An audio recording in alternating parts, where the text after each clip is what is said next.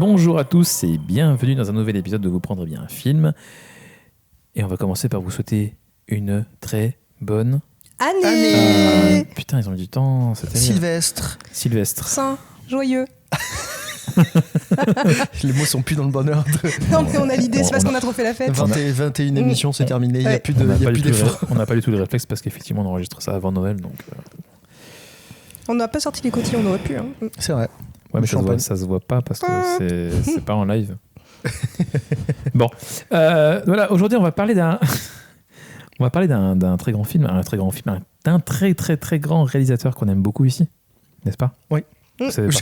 Tu nous menaces donc oui. Non, vous m'avez fait peur. J'ai l'impression que vous cherchiez. Ah, c'est qui déjà qui a réalisé le film Non, t'inquiète, je l'ai bien en tête. C'est Peter. C'est Peter. C'est Pete. Pete, notre ami. Pete pour les intimes. Pete, qui est avec nous ce soir. Merci à tous. Merci. Non mais voilà, c'est un film qu'on aime bien, qu'on a tous aimé, je crois, autour de cette table. Déjà, avant de dire de quoi on va parler, on va vite fait faire un petit tour. Il y a moi, comme d'habitude, Arthur. Il y a Maxime. Bonjour Maxime. Oui, bonjour. Il a commencé par lui, quand même, je tiens à le souligner. Parce que comme ça, c'est fait. Oui, c'est vrai, tu as raison. Puis il y a le quota féminin du groupe. Oui, le quota féminin. Voilà, c'est ça. Merci Marie d'être là pour le Avec quota. Avec plaisir. Merci beaucoup. Effectivement, le quota... C'est quoi Simon? Quel quota pour Simon? C'est le quota AG. Le quota... Simon, si tu nous écoutes, on t'aime. Désolé Simon, vraiment. C'est pardon. le quota alopécie. C'est pas moi qui l'ai dit. J'aurais pu le dire. J'ai une anecdote à te raconter sur le quota féminin dans le stand-up.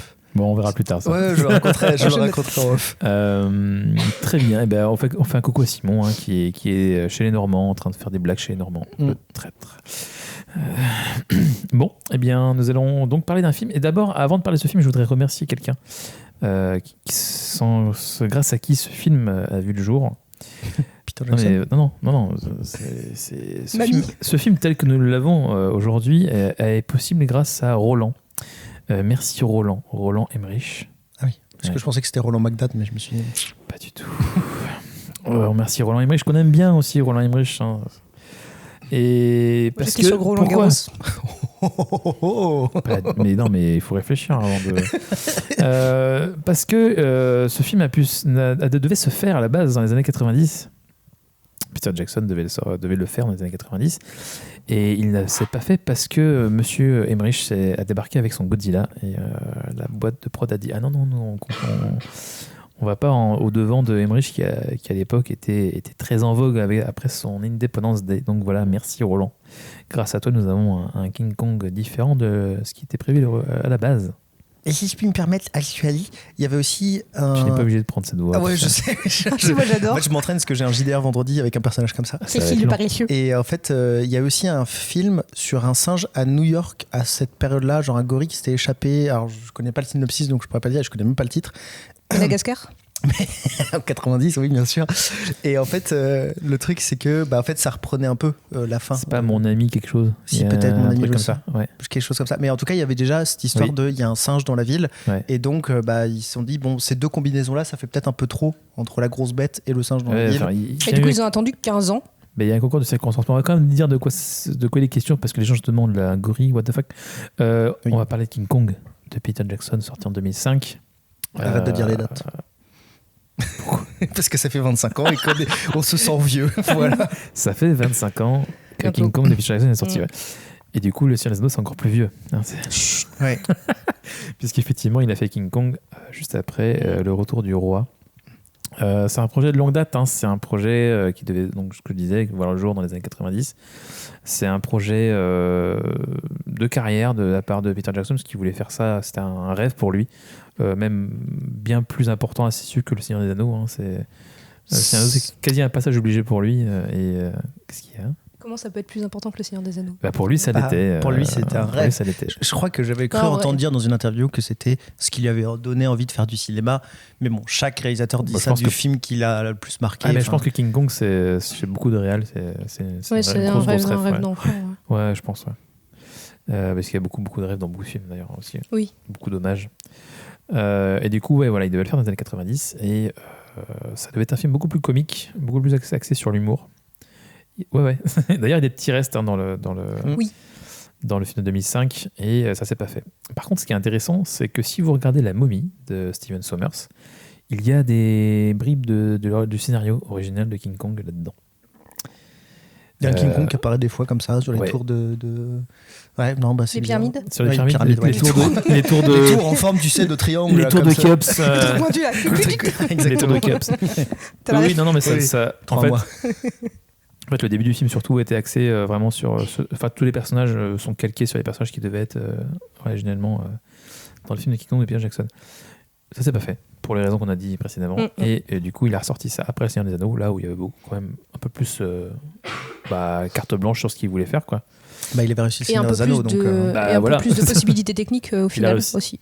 Aussi, et puis là, il a réussi un miracle, en fait, donc on était là, bah vas-y. Tu peux faire ce que tu veux. Fais ton projet de rêve, il n'y a pas de problème. Et donc, ça se met en chantier assez vite, et c'est un putain de film, c'est... Non ?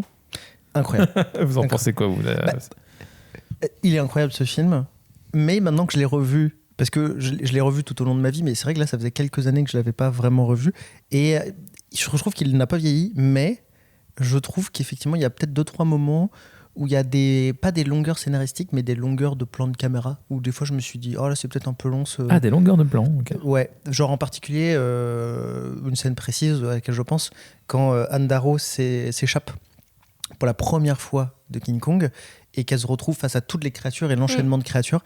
Il y a beaucoup de plans où en fait la créature est derrière et elle met des plombes à se retourner et on sait tous que la menace est là et elle le sait, etc.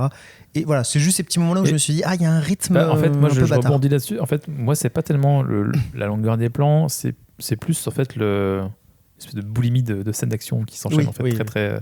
Après, c'était déjà le cas dans les années 30 sur le premier film, mais c'était pas autant que là. Là, il y a en plus, nous, on l'a vu en version longue. Oui. Tout à fait. Pour le coup, la version longue, c'est too much, je trouve. Oui.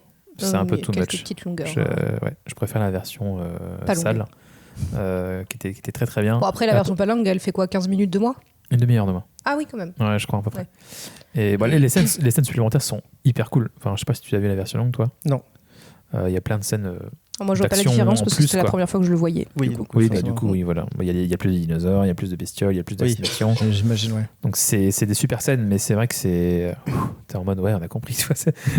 Après, il se fait plaisir. Encore un monstre, encore. Ah, il y en a encore un monstre. C'est cool, mais c'est vrai que c'est comment dire, c'est un peu trop de gras, quoi. Mais c'est cool. Parce qu'on aime le gras, hein, mais bon. Ouais. Non, mais on se plaint. On dit tout de suite les points défauts, mais on chipote parce qu'en vrai, le film est incroyable. Et oui, effectivement, moi j'ai cité un exemple parce que c'est vraiment le seul moment où je me suis dit c'est long. Ouais. Mais le reste du temps, c'est j'ai pas vu le temps passer, incroyable, quoi. Ouais. Sachant qu'en plus de ça, moi j'ai été très marqué par le film. Déjà parce que, et je pense que beaucoup de gens ont été traumatisés. Je l'ai vu au ciné. Chanceux. J'ai été traumatisé par la scène du gouffre. La fosse, voilà. Et aussi, il y a eu le jeu vidéo. Et voilà, je sais pas si on en reparlera tout à l'heure. Il faudra qu'on en parle et je te laisserai en parler parce que je sais que tu. Ah, mais voilà. En fait, moi j'ai découvert. J'ai découvert le film et après j'ai fait le jeu et c'est une merveille. C'est une merveille. C'est une pépite. C'est une petite pépite. Un bonbon. Oui, un petit bonbon. Est-ce qu'on pourrait pas. Est-ce que tu veux donner ton avis sur le film, Marie ? Pour moi c'était vraiment une découverte du coup parce que même l'univers Godzilla Kong je suis pas ultra familière. Alors, Godzilla, si j'avais vu Godzilla on le vire tout de suite. Oui mais j'avais vu l'original t'as vu ça 30 ans ouais, à l'auditorium du Palais Congrès de Saint-Malo, donc vraiment sur grand écran. Ouais, c'était très chouette. Trop bien. J'avais beaucoup aimé même si bon clairement, ça n'a rien à voir en termes visuels, mais déjà, j'avais trouvé ça vraiment... Il y a quand même un niveau pour l'époque qui est assez fou, quoi. Ouais, c'est ça, c'est quand même un chef-d'œuvre, en fait, je trouve. Tu le regardes facilement aujourd'hui encore. Et oui, c'est ça, c'est quelque chose... c'est pas tous les films des années 30 que tu regardes aussi facilement aujourd'hui encore, quand même. Ouais. Et donc, mais voilà, je l'ai vu une fois il y a quelques années, donc j'étais pas ultra familière. Et là, j'ai découvert, j'ai vraiment bien aimé. Pour moi, c'était un bon film d'aventure. Aventure dramatique, etc. J'ai vraiment passé un bon moment. Je le mets pas dans le même palmarès des 5 films préférés, par exemple, mais il est peut-être dans le top 10-15, un truc comme ça. Ouais.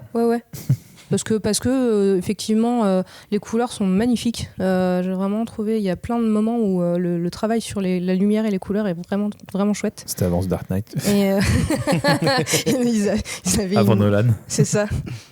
Et Et puis le scénario, le jeu des acteurs est chouette, le scénario il est bon, le choix des acteurs est hyper intéressant aussi. Le scénario est quasiment le même. C'est un scénario et les clins d'œil faits à l'original, dont tu pourras reparler peut-être tout à l'heure, ils sont chouettes. Constants, pour le coup. Ouais. Et il y a des petits moments où je me dis, c'est peut-être un peu too much quand même, là, sur les passages avec les dinosaures et tout, mais en même temps, en fait, ça passe bien. C'est très généreux. Et puis on arrive sur le sombre de l'île et en fait on découvre un univers incroyable. Enfin, ce que tu me disais, c'est une des façons de faire de Peter Jackson, d'illuminer un endroit sombre. Je parlais pas forcément de Peter Jackson. Moi, ça... Alors c'était Allez, c'est parti, on va cocher une première case. Non, ça me faisait penser à Avatar. T'as pas fait ton bingo? Bah non, j'ai rien. Non, c'est dans le sens où en fait tu arrives dans cet univers qui est dépeint de façon extrêmement sombre, extrêmement dark et tout direct. Et tu vas plus tard en fait avoir des sursauts hyper visuellement hyper oniriques, hyper jolis en fait, hyper colorés. Actually, si je puis me permettre, les VFX qui ont travaillé sur King Kong et donc sur Le Seigneur des Anneaux aussi au passage avant, sur Avatar, ils ont travaillé effectivement sur Avatar juste après. Donc c'est Weta. Ouais, il y a c'est la Nouvelle-Zélande. Il y a une espèce d'alpha et de bêta. Puis la version finale dans Avatar, je trouve qu'il y a une continuité dans le visuel. Oui, complètement. Puis d'ailleurs, on a aussi une évolution encore de la. Alors, c'est pas la performance capture cette fois-ci, mais c'est la motion capture avec Andy Serkis qui fait King Kong. Où là, il n'y a pas encore la capture de performance vraiment du visage, mais. Non, mais je trouve qu'on voit déjà pas mal d'émotions. Et puis il était là et il jouait. En fait, et t'as des caméras de référence comme pour Gollum en fait. Et son regard, le regard de Kong, c'est le regard de Serkis. Oui, c'est calqué sur le regard de Serkis. Parce que je trouve qu'on arrive à retranscrire des émotions qui sont quand même assez. Je trouve que c'est le Kong qui retranscrit le plus d'émotions parmi même ceux qui ont été faits après, je trouve. Bon, il a l'air un peu d'un quarantenaire dépressif. Un catcheur dépressif de 90 balles. Mais il me ressemble quoi. Ouais. C'est vrai que t'as un peu le nez cassé. Non mais c'est vrai qu'il a une palette d'émotions, mais après c'est aussi parce qu'il y a eu énormément de travail sur des gros plans de visage qu'il n'y a pas, je pense, dans les autres. Dans les plus récents en tout cas, de ce que j'ai vu, c'était pas le cas. On le considère beaucoup plus comme une bête qui certes peut avoir de l'empathie, mais n'a pas d'émotion, contrairement à King Kong de 2005, où on ressent vraiment ce qu'il ressent. Ma voix est en train de changer, excusez-moi. non mais c'est vrai, sur les derniers, je sais plus, je crois que c'est le dernier ou l'avant-dernier là, qui est sorti sur... où tu vois Kong qui s'hydrate les fesses au début, enfin, tu dis, en fait, ils en ont fait un gros beauf finalement. c'est même plus, il n'y a plus rien, c'est fini quoi. Tu vois ça, Kong c'est terminé. Mais on va quand même revenir sur le résumé. Oui. Alors, tout le monde connaît King Kong, mais il y a beaucoup de gens qui ignorent que dans King Kong il y a des dinosaures et ça m'attriste beaucoup. Donc il faut le préciser quand même. Alors, je vais essayer de me relire. Alors que c'est sorti quelques années après Jurassic Park. Je te devance parce que je sais que tu vas le citer. Oui, évidemment.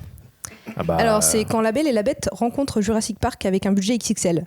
Une histoire d'amitié improbable entre une actrice en détresse et un gorille géant qui n'a pas demandé à jouer les héros.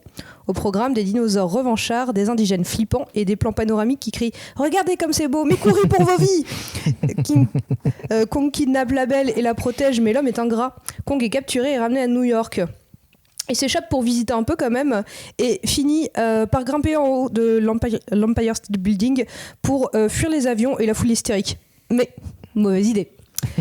Donc morale de l'histoire, parfois rester sur son île déserte, c'est meilleur pour la santé. Très bien. Mais t'as vu, elle t'a devancé. C'est terrible. Ouais, c'est vrai. Mais c'est parce qu'on est en période de clôture budgétaire. Donc je peux vous le faire en version chiffre si vous voulez, mais c'est peut-être moins intéressant. Félicitations, il était très bien. Très bon résumé, Florent. Et en même temps, résumé 3 heures de film. Bravo. Bravo. Et en si peu de. Ouais, c'est pas mal. Je vais faire un résumé. Comme quoi, des fois, je sais synthétiser. Un résumé classique, c'est vrai, je note. En fait, on suit donc Carl Denham, qui est un cinéaste qui est entré en possession d'un parchemin qui indique une île mystérieuse, et il va embarquer son équipe pour aller filmer, ramener des images en fait de cette île mystérieuse, en embarquant aussi son scénariste et une actrice en fait qu'il trouve un peu au hasard parce qu'ils n'ont pas d'actrice principale. Ils se sont fait lâcher au dernier moment et du coup ils trouvent une actrice dans la rue littéralement. Ils l'embarquent avec elle et c'est le début de l'aventure. On va découvrir un univers terrifiant, magnifique, glauque Et on va faire la rencontre de King Kong, qui est le maître des lieux. Voilà, je sais pas comment on pourrait résumer ça mieux que ça. Bah, si, c'est parfait. Oui. Très bien. Mais non, tu peux finir par mais qui est le vrai monstre? Est-ce que c'est King Kong ou les hommes? Et l'homme est à nous pour l'homme. Voilà. Talon pour King Kong. Ouais, mais ça n'a aucun sens. L'homme est un singe pour l'homme. Hein Je ne sais plus. Je comprends loup est un rien. homme pour Ouais, King Kong, quoi. je comprends rien.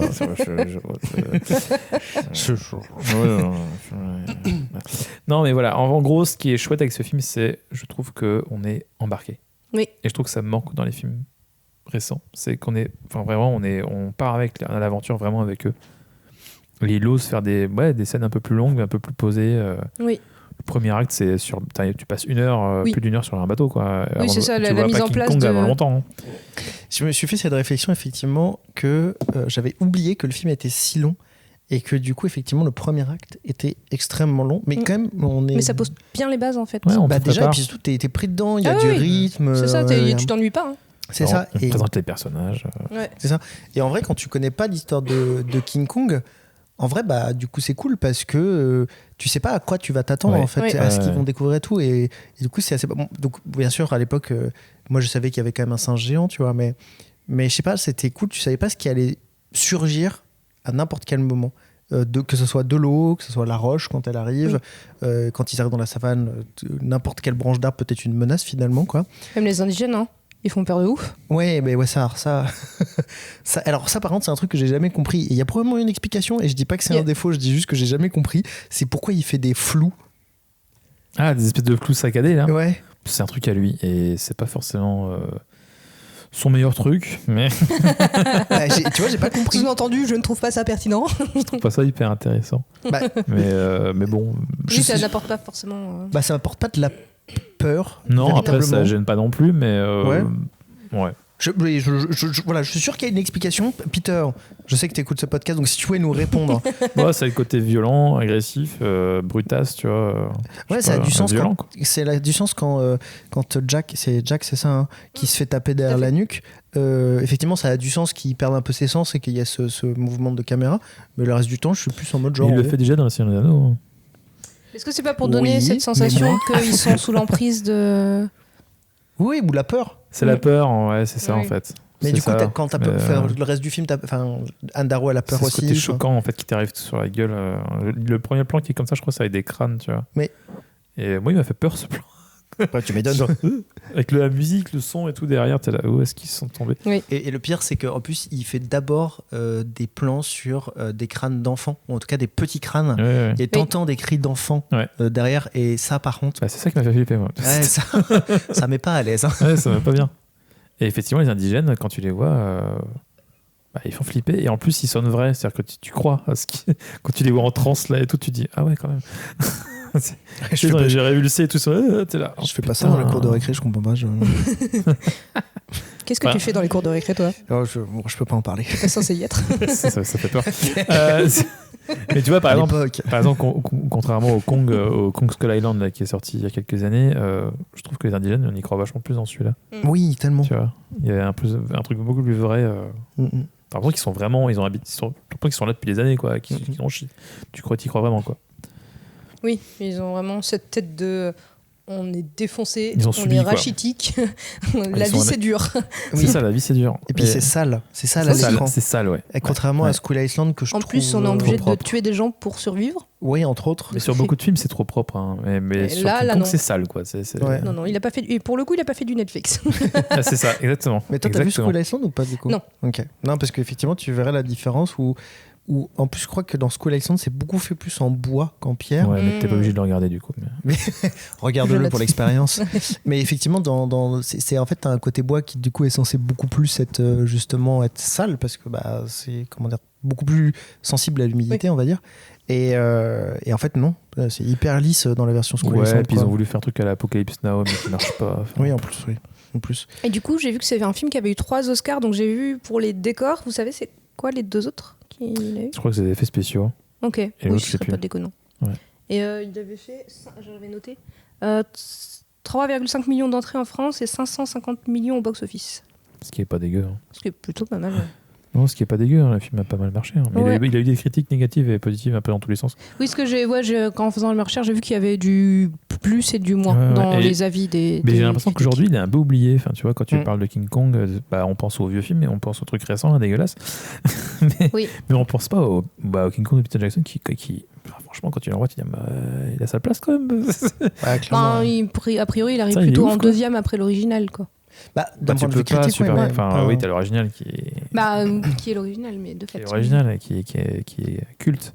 Et le choix des acteurs est génial, je trouve. Enfin, que ça soit c'est Jack Black pour Carl Denham C'est ou Jack Black, ouais. Naomi Watts qui est magnifique, qui joue Anne et qui lui donne Alors pas c'est mal marrant, Jack d'émotions. Black, il a été choisi. En plus, ils l'ont un peu grimé pour qu'il ressemble à Orson Welles. Ah oui. Ah oui. Tu vois, ils ont vraiment fait ça. Enfin voilà, vraiment ce vraiment côté. cette tête. Ouais, avec cette petite coupe de cheveux. Ouais, c'est ça. Très, très Orson Welles. Et a priori, il a Jack Black a calé son jeu en écoutant plein de. Ou en visionnant pas mal de vidéos, de films d'Orson Welles. Pour voir Ouais, son pour phrasé et avoir tout. son- C'est vraiment volontaire, ça, pour le coup. Et même Brody qui joue, j'ai oublié le nom du personnage. Adrien Jack. Brody qui joue Jack Driscoll. Ouais, c'est ça. Tu t'attends pas du tout à le voir dans un film. Bah, pour moi, Brody, c'est le pianiste. Tu vois, je fais, qu'est-ce qu'il fait là? Mais Jack Black, Et Jack en Black fait, aussi, en fait. oui, Jack Black, ça surprend, Tu t'attends hein. pas à le voir là, en fait, aussi, Jack Parce Black. que moi, la dernière fois que j'ai vu Jack Black, c'était dans le trailer de Minecraft. Et donc, je peux te dire, quand tu vois Jack Black dans le trailer de Minecraft et qu'après, tu vois King Kong, tu fais. Oui, ça doit Ah faire oui, bizarre. c'est assez inattendu. C'est Poe aussi. C'est Poe. C'est Poe. Oui, c'est Poe dans c'est Kung Fu Poe. Panda, ouais. aussi. Oui, mais là, tu l'entends, tu le vois pas. Oui, mais tu entends sa voix quand même. Oui. Et d'ailleurs, C'est une voix. juste avant King Kong, qu'est-ce qu'il avait fait, Jack Black? Il a fait pas mal de doublages d'animé, hein, j'ai vu du coup Jack Black, Je sais pas trop. je crois.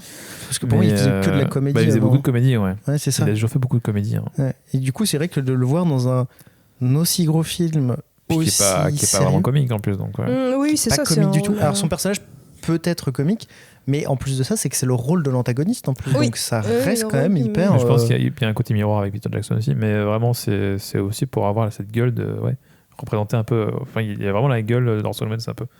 Et même l'acteur qui joue peu excentrique l'acteur, aussi, tu j'ai vois. oublié le nom du personnage et de l'acteur, qui joue le partenaire de Anne. Ah oui, je vois Le de qui tu partenaire parles. de Anne Darrow, c'est qui? C'est celui qui joue le mec qui se la pète, Le mec qui se la pète. qui met des affiches dans sa putain, cabine. oui. Baxter. Oui, Baxter.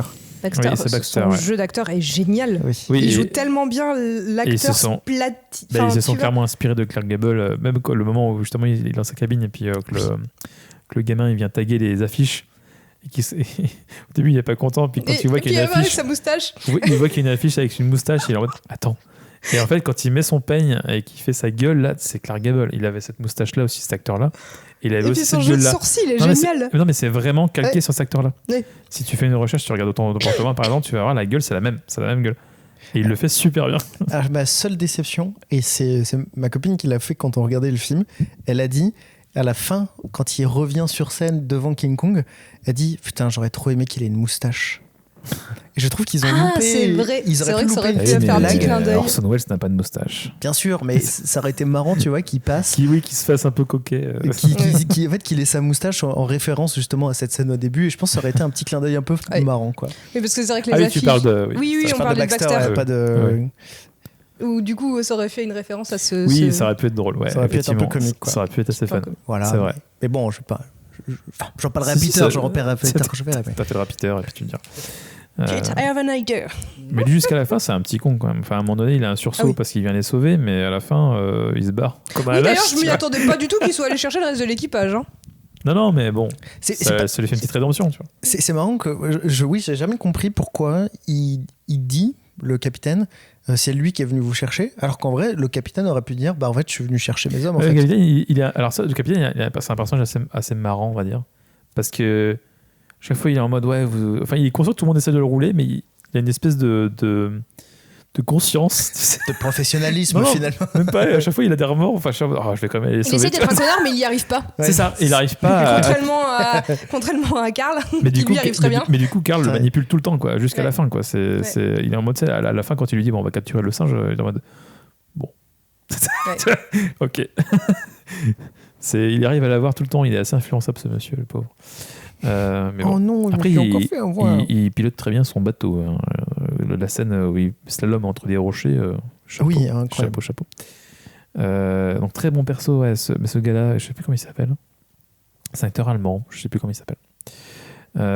J'aime bien aussi l'acolyte de Carl Denham, qui est le fils de Tom Hanks d'ailleurs, qui est très bien et qui a avec ses petites lunettes toutes mini là. Oui, puis à la fin, c'est ce regard qu'il a à la fin, à la soirée, où il se rend compte que quand il échange ce regard avec Carl Denham, c'est glaçant, je trouve. Oui. Puis c'est vite évacué, tu vois, allez, on ne il culpabilise pense à pas. 2 secondes, il y a eu plein de morts et là on fait une petite soirée peinard, mais putain, tout ça pour ça. C'était pas mal vu et pas dit surtout, c'est pas mal. Moi j'ai trouvé aussi vachement intéressant ce que ça dit sur le rapport à la femme, à l'enfermement de la femme, ce film. Parce qu'au final, quand on regarde le personnage de Anne, c'est hyper intéressant. C'est-à-dire qu'au début du film, la Grande Dépression fait que elle n'a pas le choix que d'accepter l'offre de Karl pour survivre, qui devient du coup c'est un peu une proie en fait, en mode il en fait ce qu'il veut et jusqu'à la sacrifier pour aller chercher Kong et il l'utilise jusqu'au bout en fait, et une fois qu'elle utilise tout le monde, hein. C'est ça, oui, mais elle en particulier parce qu'il utilise son lien avec Kong, et une fois qu'ils sont revenus, pouf, c'est pas grave si elle est pas là, et alors même si c'est elle qui refuse, en fait ils s'en fichent, et il continue son truc quand même, et puis sans remords, et derrière il la renvoie à une vie sans... Elle doit retourner à une vie où elle va du coup aller danser sur ce qu'elle ne veut pas faire pour pouvoir survivre, et il y a cette espèce de cage de prison où elle peut pas sortir en fait, parce que c'est soit elle est la proie, et du coup il y a cette relation qu'elle a avec Kong aussi, où c'est une relation qui échappe à la compréhension masculine de Karl, où c'est pas de l'amour, c'est pas de l'amitié très forte, mais il essaie même pas de la comprendre. Il n'y a pas d'intérêt en fait dans cette relation. C'est-à-dire que Kong objectifie pas du tout Anne.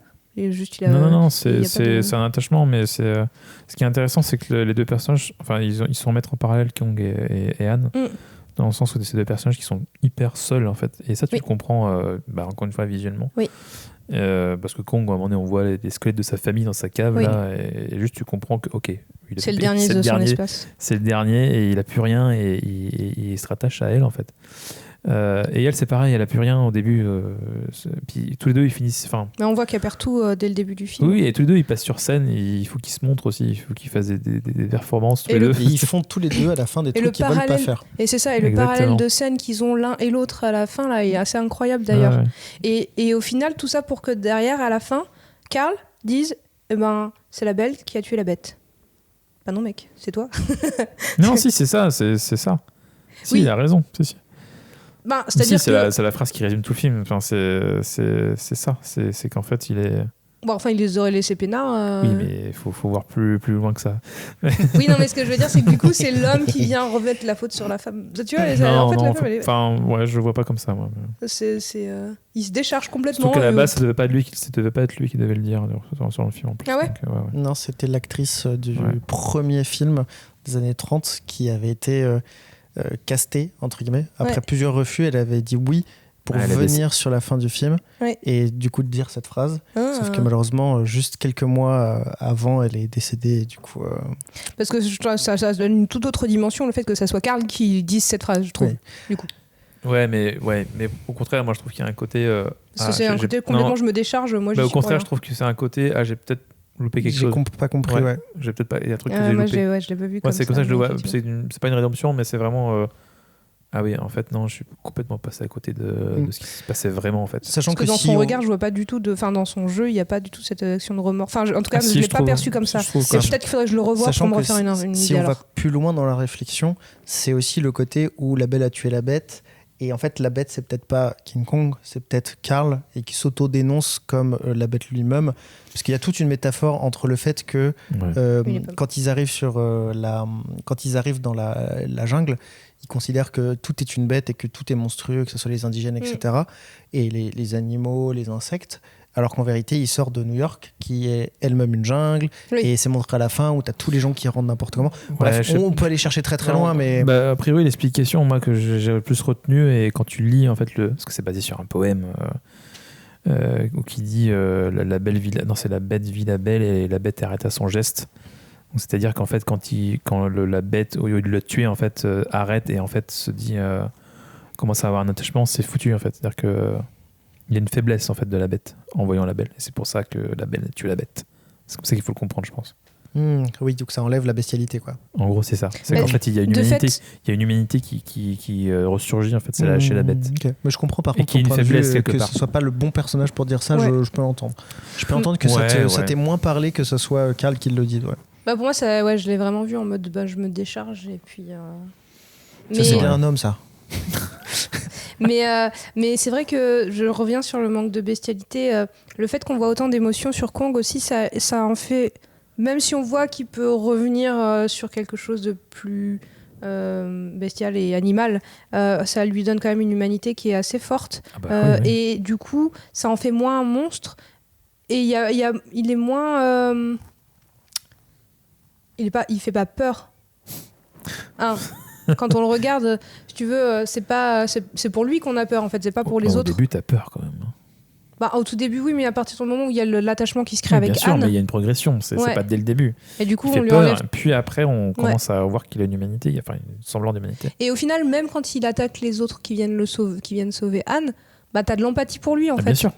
C'est surtout même dès que Jack la retrouve et qu'il lui tend le bras, en vrai, il y a la question de... Juste après la scène où on puisse regarder le coucher de soleil, tu te dis... Ouais, tu peux rester en vrai. Vraiment. Puis tu vois qu'elle hésite en plus. Oui, en plus. Ouais, moi, j'ai jamais vu de l'hésitation dans son jeu, mais c'est peut-être que moi qui l'ai pas lu comme ça. Non, je trouve pas qu'elle. Non. Tu sens que. Alors peut-être pas qu'elle hésite, mais en tout cas qu'elle. Elle est un peu sous le choc, la pauvre. Oui, mais en même temps, tu sens que elle culpabilise. Alors, elle culpabilise, ça serait peut-être plus le mot juste. Oui, plus qu'elle hésite. Oui, je pense qu'il y a ça. Ouais. Par contre.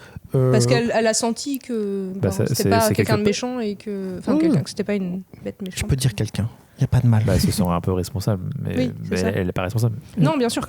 Par contre, après, pour moi, les 3/4 du film se déroulent dans la tête de Anne, qui est morte à partir du moment où il a commencé à courir avec elle dans la main. Tellement. Non, mais oui. J'ai regardé ma copine, j'ai fait mort. Non, mais il y a plusieurs fois. Bien sûr. Mais comment elle fait pour survivre à ça en vrai, c'est pas possible. Mais c'est là où justement on est dans un récit hyper pulp, hyper on s'en fout. Oui, c'est l'aventure, etc. Une fois que t'es sur l'île, en fait, il y a un côté. En fait, il y a un délire avec ce truc, c'est que quand En fait, King Kong, ça parle c'est encore un film qui parle de ciné, toujours, mais ça parle aussi d'un auteur qui va... tout cet équipage, en fait, qui part sur cette île, qui est complètement fantasmagorique, je dirais, c'est ça Je sais pas si c'est le terme, mais fantasmé, quoi. C'est un univers complètement what the fuck, et qui est un univers de cauchemar, en fait, où t'as tout et n'importe quoi, en fait, et c'est pour moi, c'est vraiment l'auteur qui va chercher quelque chose et qui va le ramener pour le montrer en fait à un public. C'est ça que tu vois en fait, c'est que vraiment on va dans un univers complètement intérieur quoi. Et où des trucs incroyables se passent. Et du coup, c'est ce qu'on voit en fait, et c'est tellement effréné, c'est permanent en fait. Et il vient ramener en fait quelque chose de ça en fait. Ceci dit, il trouve quand même plus intéressant de ramener un gorille de 8 mètres que des dinosaures qui sont censés être éteints. Ça vient de me venir là. Parce que le gorille est attaché à Anne, encore une fois, c'est comme ça qu'il arrive à récupérer. Ouais, et puis en vrai, je sais pas, il y a un côté un peu... Bon, Jurassic Park, c'est déjà vu, ok. C'était après. Non, mais je sais bien, je taquine. Bon, on va parler de Jurassic Park, ça tu veux? Non, ça c'est toi qui veux. Attends, ils ont dit 3 fois Jurassic Park alors que j'ai rien dit encore. C'est vrai. Non, mais on va parler de Jurassic Park, si tu veux, qui s'inspire beaucoup de King Kong. Hein. Toute la saga d'ailleurs, enfin en tout cas les 3 premiers, je parle pas de la suite. Parce que le premier Jurassic Park, il est de quelle année? 93, et tu regardes les portes de Jurassic Park, c'est les mêmes, globalement. Et Spielberg s'en est toujours revendiqué d'un héritage de King Kong. C'est un film qu'il admire. Jusqu'à Ian Malcolm qui, quand il franchit les portes, dit qu'est-ce qu'il y a là-dedans, King Kong. Dans le deuxième, il y a encore plus de références à King Kong, avec le bateau qui s'appelle l'Adventure aussi, avec l'île aussi qu'on parcourt de la même manière que dans le vieux film. Bref, plein de refs. Mais logique, il y a plein de films de monstres qui font des refs à King Kong. Quoi. À partir du moment où tu mets un monstre, tu penses forcément à King Kong. Parce que c'est le premier. Et comme c'est le premier qui a fait ça, en vrai, c'est plutôt cohérent d'avoir au moins un univers de référence. Soit un clin d'œil, soit une référence, soit même une référence sans faire exprès, parce qu'en vrai, t'explores à peu près les mêmes thématiques. Oui, donc, oui c'est ça. Donc, bien sûr. Et je trouve que du coup, c'est là où c'est original de la part de... Parce que moi, j'ai vu plein de films de kaiju. Kaiju qui veut dire du coup... Kaiju Yega. qui en fait, alors je sais pas qu'est-ce que ça veut dire, mais pour moi c'est le genre monstre au cinéma, quoi. Ok. Et par exemple Godzilla, ça fait partie des kaiju. Oui. Et j'ai trouvé que là où il se différenciait Peter Jackson, c'est qu'en fait il apportait pas que ça, c'est-à-dire qu'il apportait pas que du spectaculaire monstrueux. Ouais. Il y a l'humanité de fait. De l'horreur, de l'humanité et aussi de la. Alors j'allais dire de la romance, non. Mais un côté très poético-amoureux. Si, quoi. c'est une sorte de Il y a de la romance. romance quand même C'est un une petit forme de peu, hein. romance. Oui, mais oui, voilà, c'est une forme de romance. Oui. C'est parce qu'en fait, j'ai peur de dire romance dans le sens. Oui, non, c'est un lien amour-amour, d'attachement. mais- C'est une forme d'amour, hein, mais c'est juste une autre forme d'amour. Exactement. Comme l'amitié finalement, qui Oui, est une forme c'est d'amour. Exactement. Actually. Ça va, c'est pas trop long pour toi. On peut le faire tous les épisodes comme ça. Hein. Parce que nous, on n'a ça pas de va. casque, donc on n'a pas de retour en fait. Ça va être insupportable. Non, mais oui, effectivement, Est-ce que vous avez dit plein de choses, du coup, j'ai tout loupé. Ah, pardon. Pardon. Ça m'énerve. Bah, continuez. Bah non, mais je parlais du fait qu'il abordait plein de thématiques, Oui, voilà. dont le poético-amour. Et justement, l'horreur, c'est bien que tu le soulignes, parce que l'horreur, on l'a perdu dans la plupart des adaptations qui ont été faites après de King Kong. C'est un film d'aventure, d'horreur, de romance. Il y a beaucoup effectivement de choses qui viennent et qui sont très bien mis en scène. Et surtout, ce qui est important aussi, c'est le rapport entre les scènes intimes et les scènes délirantes, gigantesques, Oui. démesurées. Ouais. Il n'y a pas beaucoup de réals qui le font très bien. Il y a Peter Jackson, James Cameron qui le fait très bien, ou qui allie vraiment l'intime, vraiment le cercle intime entre deux personnes, avec des plans serrés, mais qui le fait très très bien. Et il le met Et en gigantesque. parallèle, mais surtout il le met en relation avec le gigantisme par exemple de Titanic qui coule entre la relation entre les deux personnages et le Titanic qui coule. Il y a toujours un lien. Même dans Avatar, au final, on le retrouve Même bien dans aussi, Avatar, ouais. mais dans la plupart des films du Terminator, Ouais. c'est pareil. Et t'as toujours un rapport, et c'est toujours très bien fait des deux côtés, et t'as toujours un lien. Et Peter Jackson le fait super bien aussi sur Le Seigneur des Anneaux. Oui, c'est ce que j'allais dire Entre sur Seigneur autres. des Anneaux aussi. Il le fait hyper On bien. a des scènes très serrées sur Sam et Frodon, puis d'un coup, bim, on se retrouve dans Oui, l'armée. ou même quand on est dans un champ de bataille, t'as Éowyn avec Oui. Théoden, enfin tu vois, c'est. T'as plein de trucs. Ouais. Un jour, faudrait qu'on le fasse. Ah, j'ai. Mais voilà, il y a ce truc, et il joue très bien sur des gros plans aussi, et il loupe rien là-dessus. Il y a beaucoup de films aujourd'hui qui, encore une fois, on joue au vieux con. Tu vois. Non, mais encore une fois, je pense au dernier King Kong qui a été fait, où là, soit on loupe l'un, soit on loupe l'autre, soit on loupe les deux, mais il n'y a jamais. Tu vois. Après, c'est parce que je pense que les derniers films de kaiju, surtout en partie de King Kong et de Godzilla, c'est beaucoup fait sur du catastrophique. C'est beaucoup. Enfin, la mouvance des films. Quand ils font un crossover des deux, là. Ouais, bah là, c'est l'enfer. Mais... Et puis la volonté, c'était de faire un Avenger avec des monstres. Hein. Oui, c'est ça. Oui, mais c'est déjà, il y l'idée. a cette volonté-là. C'est Mais marketing Ils avant en tout. font des divinités. de faire le MCU des monstres, mais l'univers étendu. Mais il y a aussi ce fait qu'il y a eu le post-2001 qui fait que beaucoup des films où il y a une catastrophe, une tornade, un monstre ou quoi que ce soit, devient un film catastrophe. Ouais, mais bon. Et je sais que Peter Jackson, c'est post-2001, mais lui, il l'avait déjà planifié depuis très longtemps. Ouais, et bah donc, là, il voulait pas du tout parler de ça. Pacific Rim, c'est super, tu vois, c'est un truc de kaiju, mais il est génial. Ah oui, mais je suis d'accord. Mais il y a quand même cette vision très catastrophique, quoi. Quand tu Oui, vois d'accord, ce qui impacte les gens. Film ce qui- catastrophe, quoi. Ouais. C'est ça. Ça reste un film catastrophe, même si le film kaiju est Ce qui n'est incroyable. pas le cas de King Kong, pour le coup. Mais bon, Bah, sur la fin, un peu quand même. Bah, pas tant, je trouve. Ben, pas tant, mais il y a quand même cette notion-là, un peu, quoi. Bah, je trouve qu'à la fin, Bah, il justement. pète des trucs, quoi. Bah oui, mais il pète des bagnoles, tu vois. Alors que là, dans récemment, c'est plus des immeubles entiers, quoi. Oui, non, Oui, on ça est va. d'accord que King Kong, c'est pas un film catastrophe. Voilà. Et D'accord. donc, j'ai plus l'impression que c'est plus regarder.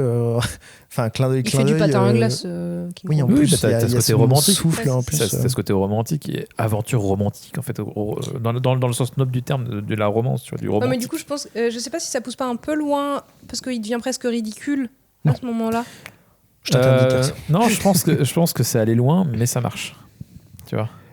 Ouais. Ça passe ou ça casse, mais Pour pour moi, moi, la ça marche. scène sur la glace, elle est un peu en trop parce que ça pousse un peu loin. Je sais pas. Le... Je sais pas. Justement, ça souffle. Tu sais, il y a un petit truc où ça. Ah oui, mais ça pourrait souffler de manière un peu plus. Enfin, Bah, c'est ce qui manquait. Je pense qu'elle sera pas là, elle manquerait.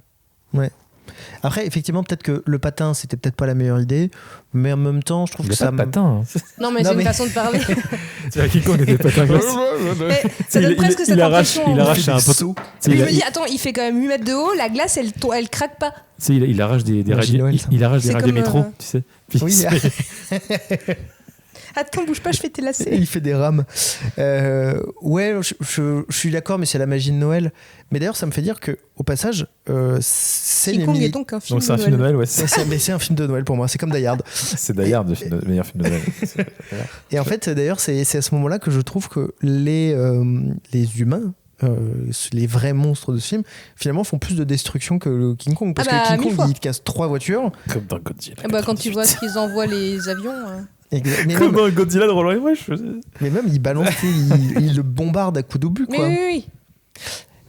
Actually, l'humain est un monstre pour le loup. Le loup, le loup est un homme pour le loup. Vous connaissez vachement bien vos expressions. Ouais, Ouais. On aime bien faire des citations ici. Ouais. Culture. Ouais. Non, mais ouais. Ouais, un très grand sens de l'aventure, surtout, dans ce film. Oui. Ce qui est intéressant aussi, c'est le lore du film. Le lore de Skull Island. En gros, ils ont vachement bossé le background de l'île, d'où ça vient, les civilisations qui sont passées là-dessus. Et c'est assez génial parce que déjà, il n'y a jamais rien de dit en fait, dans le film là-dessus. C'est suggéré et en fait, tu vois les décors et tu peux qu'imaginer. Je trouve ça génial parce que du coup, tu vois des trucs et tu te dis, ah, mais comment ça se fait qu'il y ait des ruines là, machin, qu'est-ce que c'est? Pourquoi il y a des statues dans l'eau gravées sur des rochers et tout? C'est très chelou. Et ils ont vraiment bossé. Il y a un bouquin qui existe, un espèce de bouquin un peu légendaire qui est introuvable, créé par la prod Weta qui a bossé sur les décors, sur tout le design du film en fait, qui explique d'où viennent toutes les créatures, d'où viennent les différentes civilisations, qu'est-ce qui s'est passé, pourquoi du comment. Et on peut le trouver, il y a un résumé là-dessus sur le Blu-ray collector du film que j'ai la chance d'avoir. Et c'est vachement intéressant. Parce que, en gros, non, mais il est difficile à trouver, donc je suis content de l'avoir. Et en gros, ce qui est intéressant, c'est qu'il a conçu l'île en se disant l'île est en train de sombrer en fait sous l'eau. Et c'est en fait là où ils abordent l'île, c'est déjà sur les hauteurs de l'île. Et les créatures sont de plus en plus resserrées en fait. Enfin, il y a tout un délire là-dessus, je ne le connais pas par cœur, mais qui est vachement intéressant et qui se ressent dans le film plus qu'il est dit, et ça marche très très bien parce que il y a beaucoup de mystères, de trucs, et ça marche hyper bien. Et les dinosaures que tu vois dedans, en fait, c'est pas les dinosaures, peut-être que tu les connais. Oui. Ils ont essayé d'imaginer que les dinosaures, comment ils auraient évolué en fait aujourd'hui, ils auraient forcément changé d'aspect, etc. Je dirais qu'ils ont toujours des tout petits bras. Ils ont toujours des petits bras, mais de te voyer. Oui, c'est pas faux. Mais tu vois, ils sont bizarres, ils sont un peu, ils ont une gueule, ils ont des dents de partout qui se dépassent. Il y a vraiment eu un boulot monstre. Oui, par contre. Je n'ai même pas réfléchi à ça. Oui, Monstre. Il est fort. Il est très fort. Et ça se ressent. Et je trouve ça très très fort. Voilà. On va l'appeler Maestro. Voilà. Non, oui, c'est vrai, j'avais entendu parler qu'effectivement ils avaient travaillé le lore, mais je me suis pas renseigné plus que ça. Mais du coup, ça explique qu'effectivement, s'ils sont sur les hauteurs, pourquoi les indigènes ils ont si peu de territoire. Parce que du coup, quand tu regardes le truc, tu fais oh bah dis donc. Et du coup, c'est pertinent au final. Les indigènes dans sont un même... univers où tu arrives sur un truc, tu dis what the fuck. Ouais, mais du coup, je me disais, mais là, il y a une cohérence dans le. En fait, tu sens qu'il y a du mystère, mais tu sens qu'il y a une vraie histoire derrière. Oui. Mais ça suffit en fait. Oui. C'est comme sur Alien, on en avait déjà parlé quand on a parlé de Alien Romulus. C'est qu'on n'explique pas tout, mais on ressent. Oui. Hein, il faut pas expliquer. C'est pas Ridley. Chaud dans voilà, tel. ça c'est fait. Voilà. Donc tout l'île, c'est le deuxième acte du film finalement, et le troisième acte sur New York. C'est quoi votre acte préféré? Mon acte préféré, le deuxième avec la bataille avec les T-Rex là, c'est trop cool.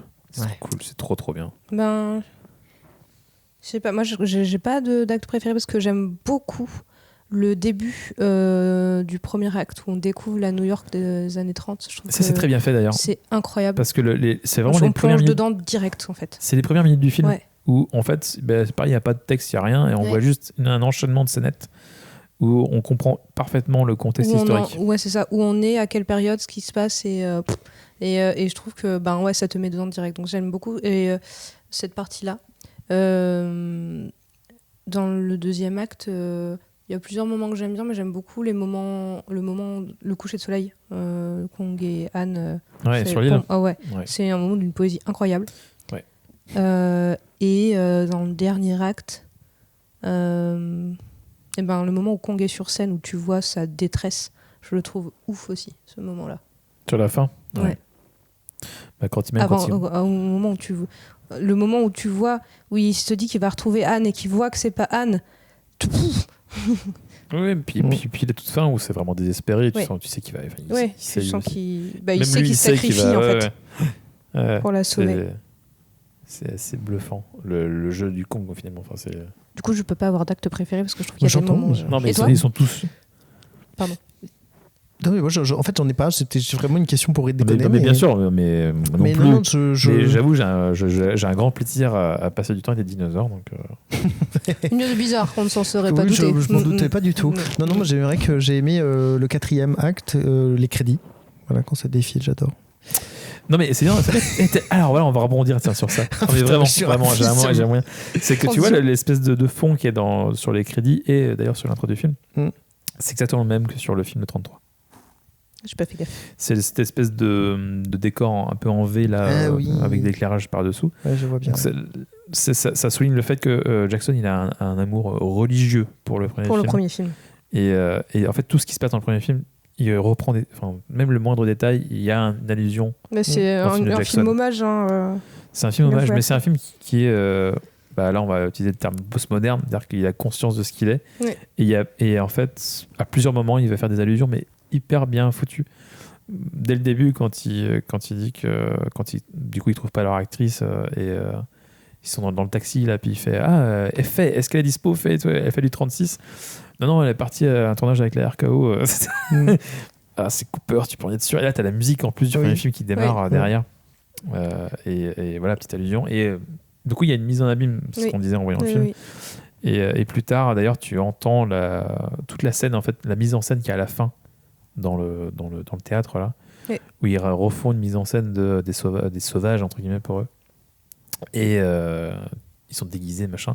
C'est les déguisements du premier film. Et c'est la musique du premier film.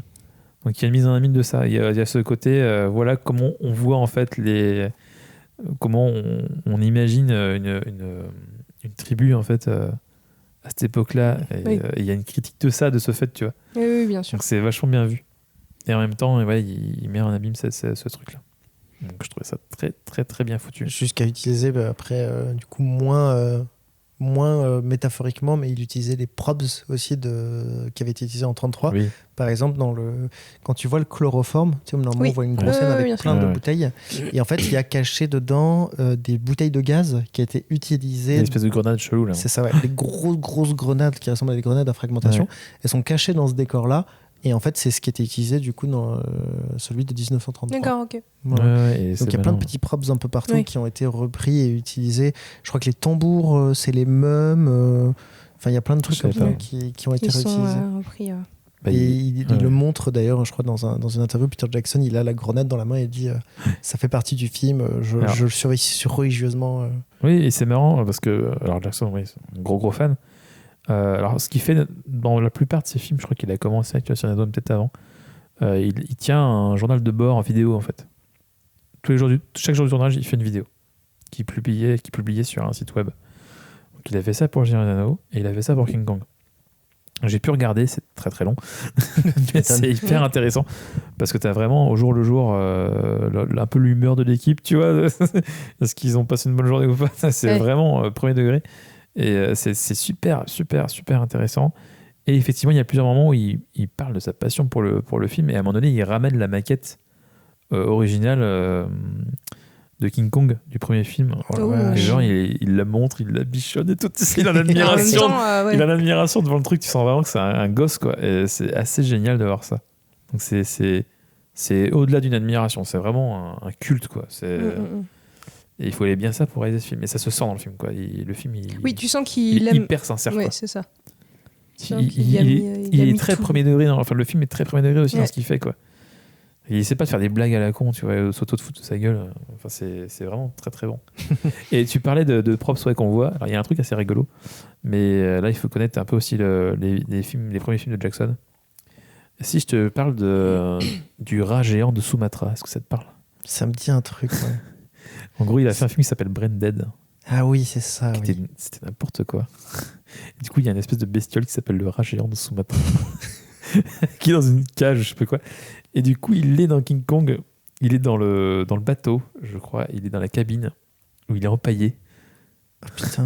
Tu le vois pendant 2 secondes, vraiment. Ah putain. Et Ouais. en fait, je l'ai repéré quand je l'ai revu avec toi. Je savais qu'il était dans le film, je savais pas où. Ah putain, il est là. Et c'est une blague qui revient dans tous ces films, jusque dans Tintin de Spielberg. Ok. La première fois qu'on voit le capitaine Haddock, il se lève et il se met la tête dans une cage. Puis en voyant Milou, il fait Ah, le rat géant de Sumatra. Putain, C'est une ouais. espèce de vanne qui revient. Qui fait, Et ça me donne très envie de voir Braindead, parce que j'ai jamais vu. Et il y a un délire autour du rat géant de Sumatra, ça me fait marrer. Voilà. C'est une anecdote, mais Peut-être qu'ils ont voué un culte. Il y a des spectateurs qui ont voué un C'est culte ça. au rat de Au rat géant. Sumatra. c'est ça, le rat géant de Sumatra. Et, si jamais vous en J'imagine trouvez un gros un, rat habillé en vainé avec des yeux rouges. ça ressemble à une espèce de chat, c'est très bizarre. Et c'est glauque. On Voilà. aurait pu l'appeler le chat de Sumatra. Ah oui, de du coup, oui, Sumatra. Le gros chat de Le Sumatra. chat- ouais, mais le chat géant de Sumatra, c'est plus mignon que le rat C'est- géant de Sumatra. ouais, quoi. c'est clair, ça fait moins peur. Ouais, c'est ça. Ça fait moins peur, c'est vrai. Ça marche. On est d'accord. On est un Est-ce peu qu'on parle... dégraissé. Non mais oui, on parle... mais c'est pas grave. Non, c'est dans Oui, le film. ouais. C'est dans le film. On parle un peu technique, visuel. Il y a énormément d'effets visuels à base de maquettes dans le film. Et ça, on le remarque pas forcément. Mais la plupart des scènes qu'on voit sur Skull Island, tous les décors, c'est de la maquette. Mm. Les arbres et tout. Mm. Et on voit dans les journaux de bord du tournage, ils construisent des petits arbres. Ils se font chier à faire des trucs incroyables. Et du coup, tu as souvent une combinaison de maquettes, de fonds verts et d'effets spéciaux, etc. Il y a un truc de ouf. À part à la course-poursuite avec les diplodocus, Oui. où à la fin, quand ils s'entremêlent, effectivement, on sent que c'est un peu. C'est tellement Ah n'importe ouais, puis quoi. c'est too Cette much. scène, j'ai fait mais ça va jamais s'arrêter. Ah non, puis cette scène, elle est presque too much. Enfin, le kick Oui. dans la gueule du raptor de Oui, Hayes, oui. là, c'est Oui, là, ok. Allez, vas-y. C'est un peu trop, mais je trouve que ça fonctionne bien jusqu'au moment où il y a Il ça tombe, trébuche là. et tout. Ouais. Et là, je fais ah oui, Ah non. là, on sent que c'est un peu du fake. Quoi. C'est limite comique pour le coup. Et c'est Oui. peut-être- Ouais, en plus. Et puis surtout, quand Jack sort et qu'il appelle Carl en mode genre oh Carl, vraiment, je sais pas si. Alors, Oui. parce que alors moi, je l'ai revu en français parce que bon, je l'ai vu en français donc forcément. Mais oui, mais c'était la nostalgie. Et en fait, la VF est un peu bizarre sur ce moment-là où il fait vraiment tout tombe, t'entends et tu T'entends un l'entends petit faire. corps. C'est ça, exactement. Carl. Ah bon? Oui. Tu fais bah c'est pas le ton que j'aurais employé. Carl, Carl, s'il vous plaît, qu'est-ce que vous faites? La caméra Putain, Prenez le trépied. ouais.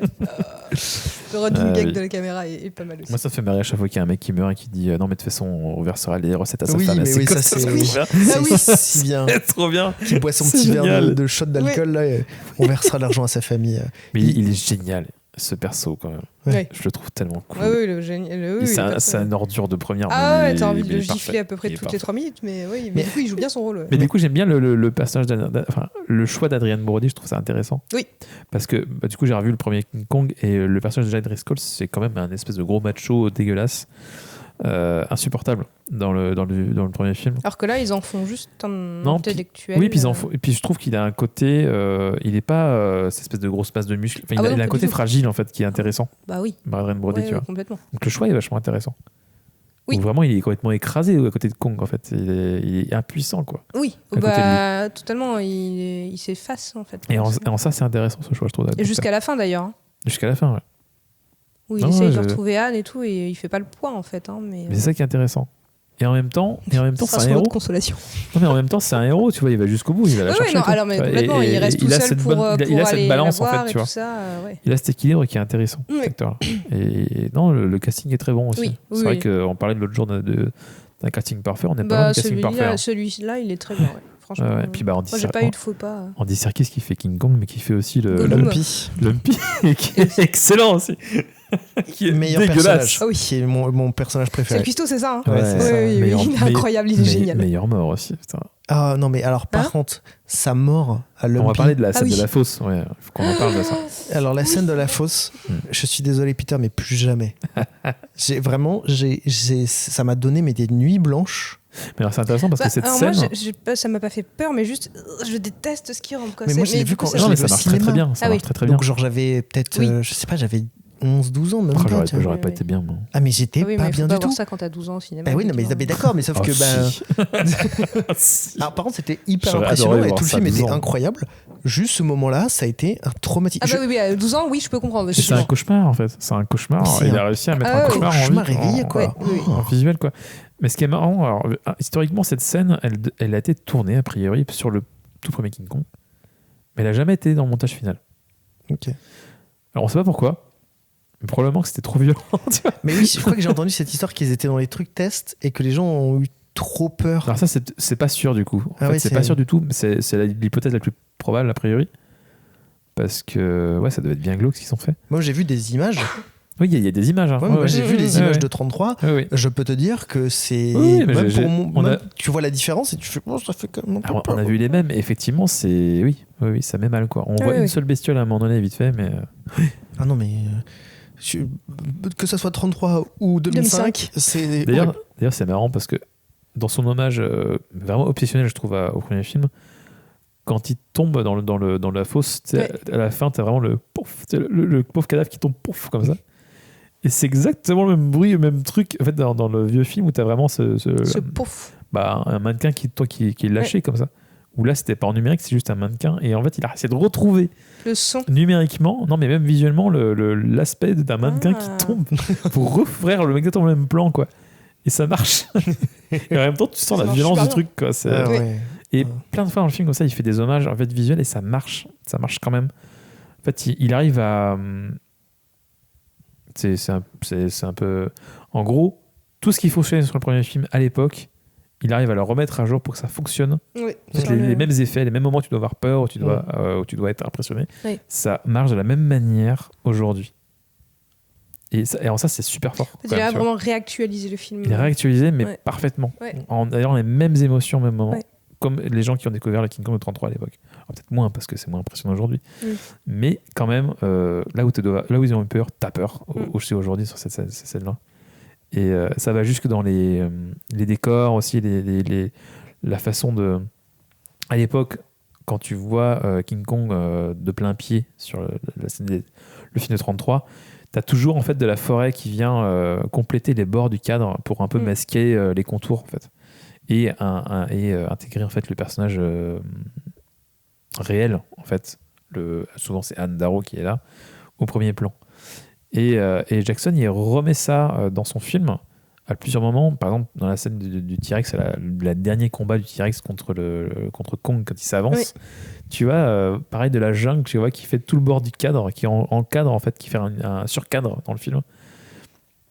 Ici, c'est pas forcément utile, mais c'est juste ça fonctionne parce que ça rajoute cette espèce de truc oppressant en fait. En fait, il reprend des trucs qui étaient à l'époque plus des cache-misères et il en fait un élément de scénario et un élément en fait visuel qui fonctionne encore aujourd'hui. Qui fonctionne quoi.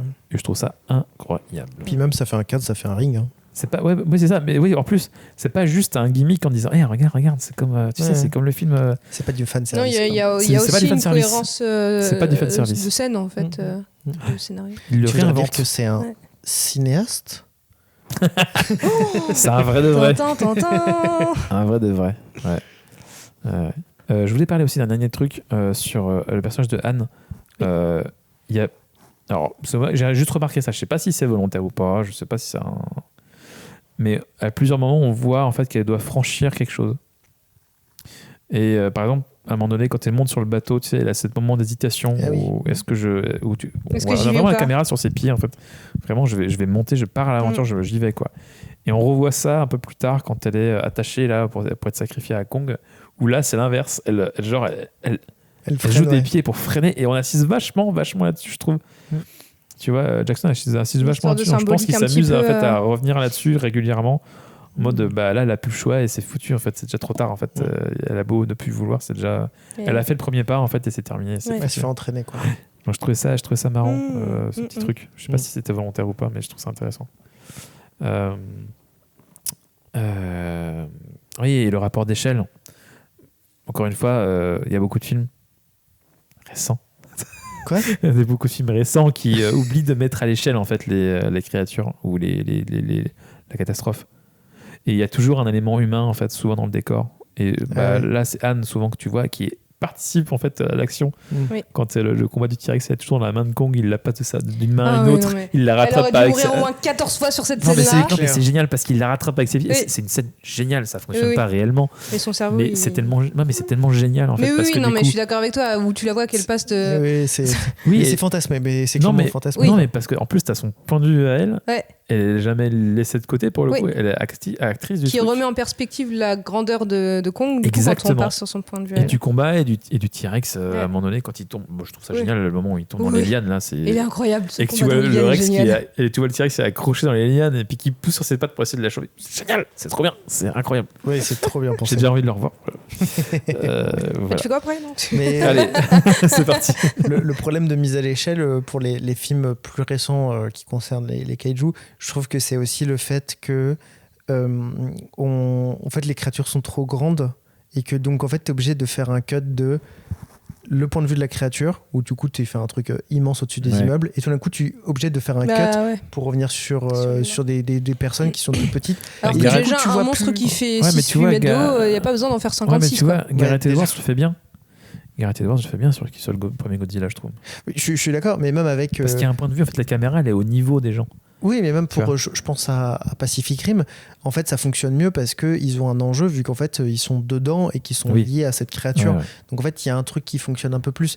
Et donc, je trouve que dans certains films, ils oublient le fait que cette créature, ou des fois, tu la vois pas du tout. Il y a une question Et- de point de vue, en fait, surtout. C'est ça. Et en fait, des fois, c'est juste, t'as l'impression qu'en fait, ils sont déconnectés. Ouais. C'est-à-dire qu'en fait, il y a le monstre qui vit sa vie visiblement et eux, et qu'en fait, leur monde rentre Oui. en interaction. Tu sais pas pourquoi, mais ça, Complètement. voilà. Et c'est Ils sont pas là. Ils sont pas. c'est ça, ouais. c'est ça. Et je trouve qu'il y a ce truc un peu bizarre. Alors que là, la créature, elle fait. Ils disent 6 pieds de haut ou 7 Ouais, Ça fait 8 ouais. mètres, un truc comme ça. C'est ça, 6 6-8 mètres, mètres, ils disent vite fait. Et donc, en fait, je trouve que ça. Même si le chiffre paraît pas si réaliste que ça marche parce que effectivement on peut avoir les deux dans le même plan. Ouais. Et donc là, tu fais bon, bah oui, ok, je vois et j'ai Effectivement, peur si tu pour mets elle. 8 Quoi. ânes, Ouais, les autres, et ça tu marche. alternes avec son point de vue à elle, vraiment. C'est-à-dire Ouais, qu'il y a en vraiment un moment, t'es Mm. quasiment à sa place, quoi. Quand tu vois Ouais. les pattes qui sont dans Ah, tous les ouais, sens, tu es là, ouais, ok. C'est titanesque. Point of view. Point of view. Le C'est syndrome important. de la âne secouée. Et sans transition, du coup, le point de vue très intéressant d'ailleurs dans le jeu vidéo Oui. qui a été fait dans la foulée du film, qui était supervisé par Jackson, non? Et qui a été supervisé par Jackson. Est-ce Le que jeu tu- s'appelle Peter Jackson King Kong. Ça va de je sais soi, pas du quoi. coup, ouais. Et donc ça reprend en fait le scénario complet du film, Ok. à la différence que tu commences direct sur le Ventura. Ok. Parce qu'en fait, on va pas se faire chier à, Oui, oui, oui. visiter New York en vue FPS. Donc, Ouais. Sur le Lido Ventura. Ah, c'est en FPS du coup C'est juste Ventura. Hein, ça. Ouais, mais j'ai envie de dire Ventura. Donc effectivement, c'est un FPS, first person shooter vu à la première personne, où du coup on ne voit que l'arme, comme si on était à la place des yeux de la personne. Et on joue Jack. Et en fait, on prend quand ils arrivent directement sur l'île et que du coup c'est déjà une catastrophe et que je crois que même Anne a déjà été capturée et donc il faut aller la récupérer. Et donc en fait, ils traversent toute l'île.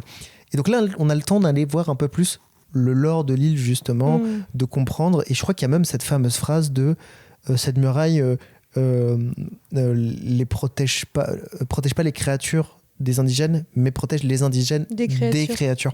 Parce qu'ils découvrent qu'effectivement, de l'autre côté des murs, il y a Raptor, Vélociraptor et autres joyeusetés. Et par contre, ce qui est vraiment bien dans le jeu, c'est que déjà, c'est hyper cinématographique. On sent que c'est... Il n'y a pas de... Comment t'appelles ça, l'interface, là? Il n'y a pas d'HUD. Il n'y a pas d'HUD, ouais. Ouais, ou d'ATH. Donc en fait, c'est-à-dire que tu n'as pas d'éléments visuels. En fait, tout est...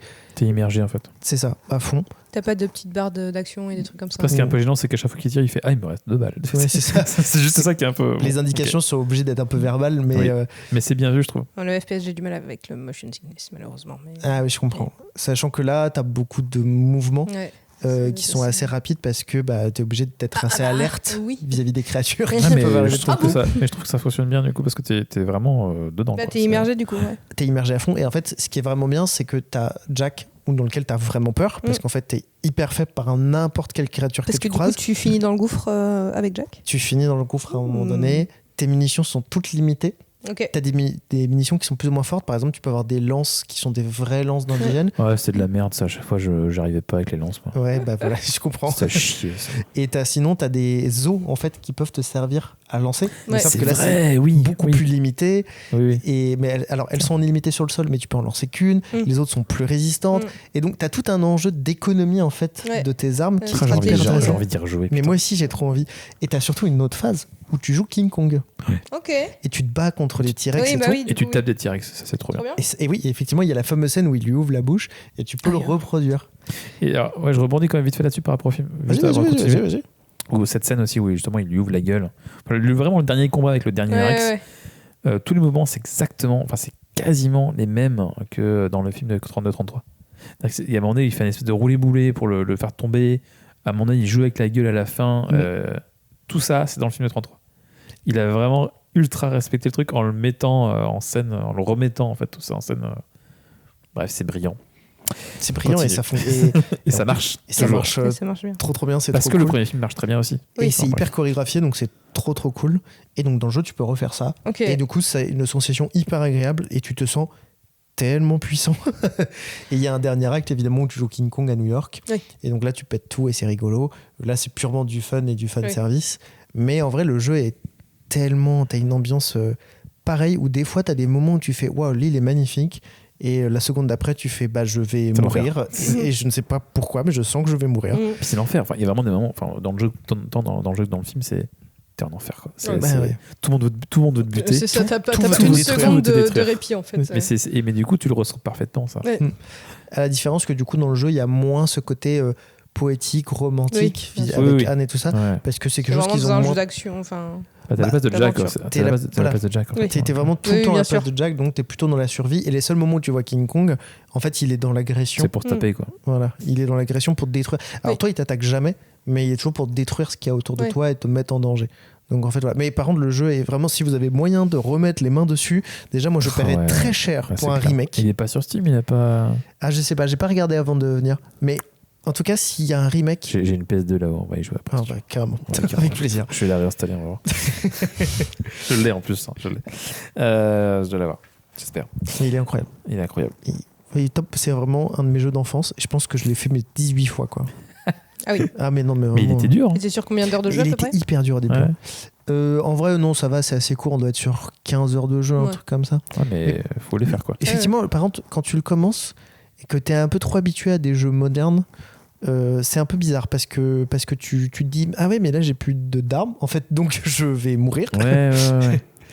Même s'ils ont bien pensé vigilant en fait, mais en même temps c'est ça ce que là, Ceci dit, quand je vois comment Arthur économise des balles sur Last of Us, ça devrait aller du coup. T'as un problème avec ça? Moi non, Thibaut. Alors t'inquiète, je fais pareil, je vais mettre tout dans Last of Us. Pour ceux qui comprendront, je suis team bouteille. Voilà. Pareil. Mais pareil. Lui, les Team Brick, c'est ça. Bref. On va pas parler de choses qui fâchent. D'autres choses sur King Kong ? Moi, c'est bon pour moi. Bah moi, j'ai deux choses. Déjà, sur l'implication des acteurs aussi.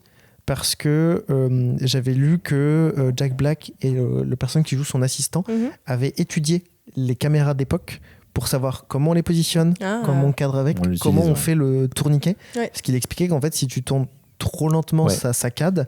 Si tu tournes trop vite, t'as l'impression que c'est flash. C'est pour ça que dans beaucoup de vieux films, t'as un côté un peu accéléré parce que c'est toujours compliqué d'être dans le bon truc et de garder le rythme. Bah c'est ça, Jack Black disait putain c'est super dur de bien le faire. Et donc je trouve que c'est vraiment cool parce qu'ils ont même je crois tourné un court-métrage pour pouvoir pour s'entraîner à faire des bien. tests, Et sinon, il y a un truc que j'ai bien aimé au début du film. Alors, outre le fait que quelqu'un, pour parler des seins des femmes, dise les Robert en VF, en VF, il y a surtout cette critique. C'est juste, il dit boobies en VO. Parce que dans la VF, il dit et dans votre film, il y aura des seins, des nénés, des Robert.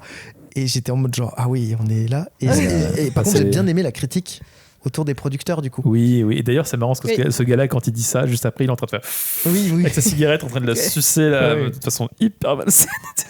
Et ça va bien avec le personnage, enfin avec ce qu'il vient de dire. Oui, puis ça va avec ce côté, en fait, on va vous exploiter jusqu'au jusqu'à la moelle et puis surtout. Puis on veut du putassier. Bah, c'est ça parce qu'ils sont en mode genre faut faire vendre, donc en fait on va vendre des tchouches et ça marchera très bien et nous on veut de la thune. Et ce retournement de veste où du coup ils le disent au début à Karl, non, on ne financera plus vos films, et qui se retourne parce qu'il a rapporté énormément d'argent. Évidemment. Donc, tout d'un coup, c'est le nouveau héros, c'est leur nouveau pote, qui lui disent tous je comptais sur vous. C'est ça. C'est Voilà. un monde d'hypocrites. Mais voilà, mais en tout cas, je trouve que c'est assez culotté de sa part de faire ça dans un film Oui. qui en plus est super méga produit avec des millions d'euros Mais derrière. je pense et tout. qu'il parle de lui C'est aussi, de l'art. hein, quelque part. tu probablement. vois. Enfin, je pense que Jackson, il ose aussi parler d'un peu de ce qu'il connaît. Oui, bien sûr. Ça parle de Cinoche parce que t'as ce côté aussi. On va chercher des nouvelles images et on vous amène quelque chose qui est plus vrai encore que le film, quoi. Tu vois, et on va au-delà du film. Mais ça annonce aussi ce qui va venir, enfin, en termes d'effets spéciaux, d'immersion.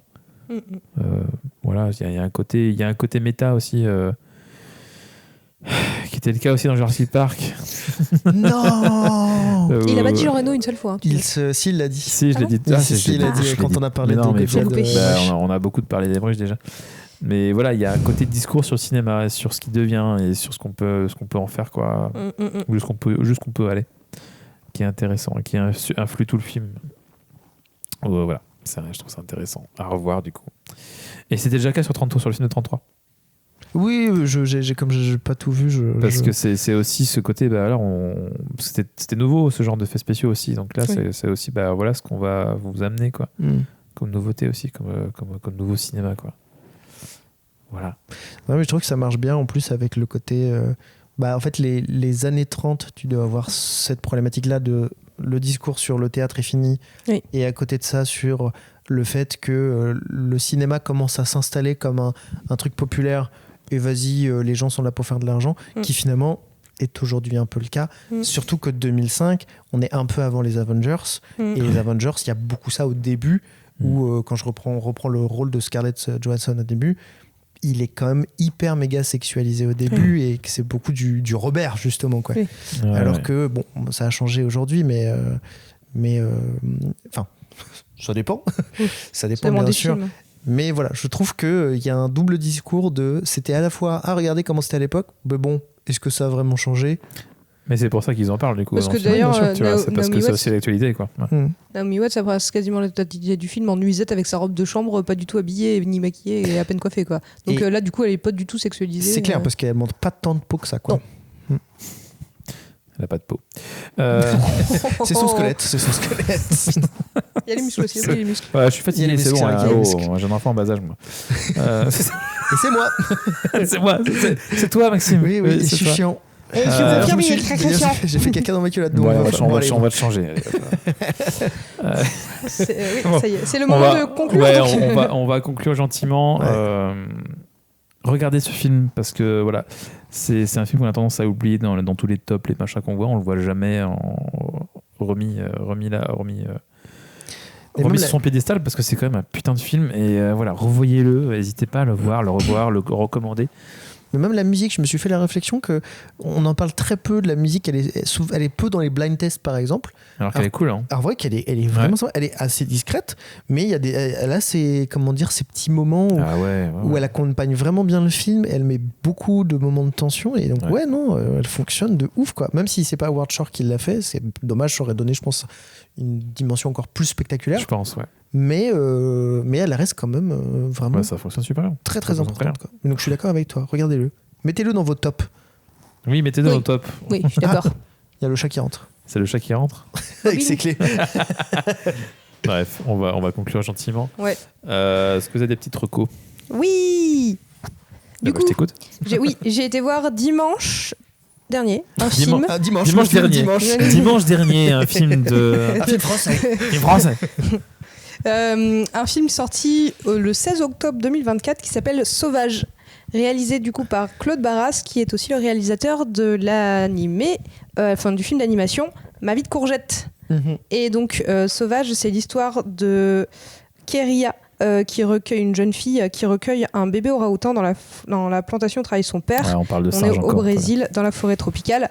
Et au même moment, il y a Selay, son cousin, qui est un aborigène, qui vient trouver refuge chez eux pour échapper au conflit qui oppose sa famille nomade, du coup, aux compagnies forestières qui sont en train de déforester l'Amazonie. Et donc, tous ensemble, ils vont faire tout ce qu'ils peuvent pour lutter contre la déforestation. Donc, c'est un film film qui dure à peu près 1h30, qui est plein de poésie, qui touche des sujets super difficiles, encore une fois avec brio. Si vous n'avez pas vu Ma vie de courgette, vraiment allez-y aussi parce que ça vaut le coup. Et enfin moi, voilà, c'est un film qui m'a touchée et qui est vraiment très bien à voir pour les adultes.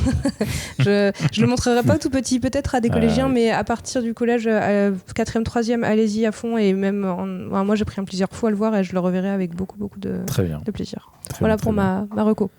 Très bien, très bien. Est-ce que tu as des actus? Non, pas d'actu? Non, je peux faire un petit correctif sur mon passage à... C'est quand tu veux. Bravo les rôlistes, enfin le jeu de rôle d'Alex, j'ai oublié le nom encore une fois. Les enquêtes du 122. Oui, voilà, parce qu'au final, elle avait un peu beaucoup de travail, Alex, pour me prendre le temps de se rencontrer avant que je vienne jouer le 22 décembre. Donc elle m'a dit qu'on le ferait plutôt après les fêtes. Okay. Donc voilà, du coup c'est... Ce n'est que partir. Voilà, mon passage est différé. Très très bien. Maxime. Comme cet épisode. Moi, alors malheureusement, c'est la période de clôture budgétaire, donc je suis culturellement à zéro.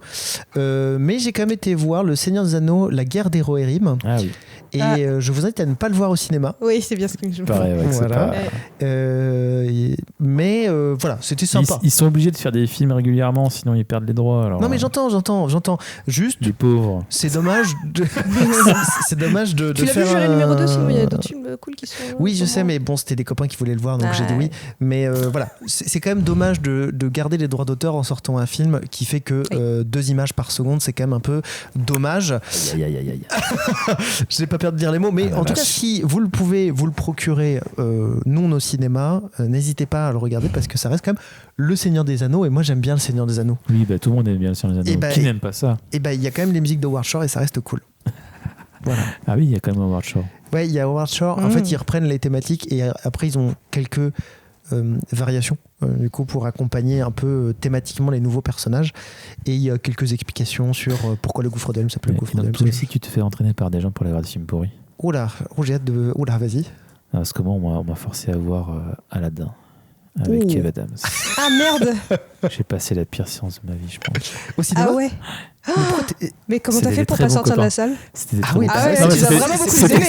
C'était des très bons copains. Je fais un petit coucou du coup à Maxime et Florence qui se reconnaîtront si pas moi. C'est pas toi, non, c'est pas toi. Je me dédouane. Mais oui, je suis allé voir ce film au cinéma et c'était une expérience. Bref, actu. Ah oui, du coup, moi, je travaille toujours chez Bravo les Rôlistes. Et alors, on fait un JDR un dimanche par mois. Janvier. Et là, le prochain sera en janvier, effectivement. Ça sera le 5 janvier 2024. 5 janvier 2025. Et 2025. Non, mais alors, il faut savoir que moi, je ne fais, là, en ce moment, que les scénarios et on me met devant la micro et je parle. Je ne fais rien d'autre. Ça se voit. La programmation, tout ça, moi, je ne gère plus rien pour l'instant. C'est pas mal de faire tout ça, clôture 1 milliard de budget, je n'ai plus que ça à faire. Disponible. Très bien. Okay. Et toi, t'as des recos alors moi j'ai autre qu'Aladin. Ouais, non, mais moi j'ai envie de recommander le premier King Kong tout simplement. Ne regardez pas celui des années 70, il est pas ouf. Oui. Juste pour l'expérience, ça peut être rigolo, mais c'est pas ouf.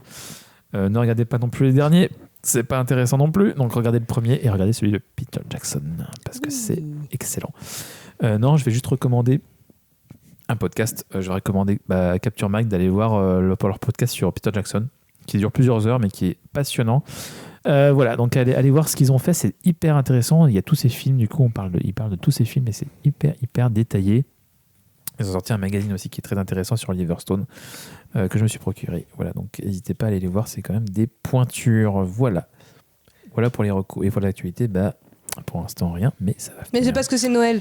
Bonsoir à tous, à très bientôt. Joyeux Noël. Et joyeux Noël. Et joyeux Noël. Bonne année. Joyeux Noël, c'est déjà le cas. Oui, bonne année. Oui, allez, bisous. Bonne année à tous et à très bientôt pour un nouveau film. Merci beaucoup. Bisous. Merci. Au revoir.